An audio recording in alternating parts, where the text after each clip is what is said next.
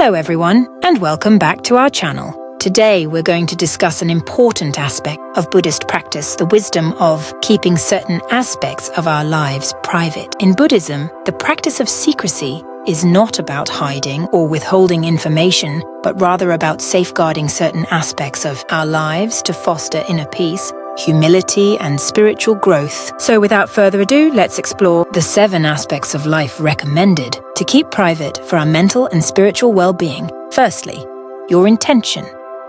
The intention behind our actions shapes their karmic consequences.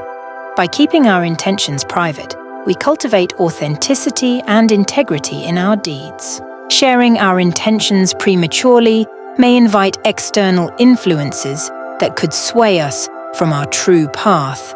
Your personal goals. Sharing our goals prematurely can subject them to criticism or doubt. Keeping them private allows us to nurture them without external interference, fostering their growth in a supportive environment. Revealing our goals too soon may lead to distractions or discouragement from others. Your charitable deeds. Acts of kindness lose their purity when done for recognition.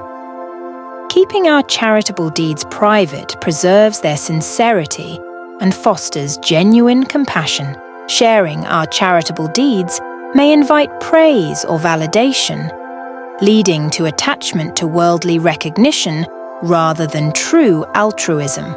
Your training and practice. Spiritual growth is a personal journey. By keeping our training and practice private, we protect the sanctity of our path and cultivate humility. Sharing details of our spiritual practices may invite judgment or comparison, disrupting our inner focus and peace. Your family affairs. Family matters are sacred and sensitive. Keeping them private fosters trust, respect, and harmony within the family unit. Sharing intimate details of family affairs may lead to gossip, misunderstanding, or discord, disrupting the peace and unity of the family. Your wealth and possessions. Material wealth can be a source of attachment.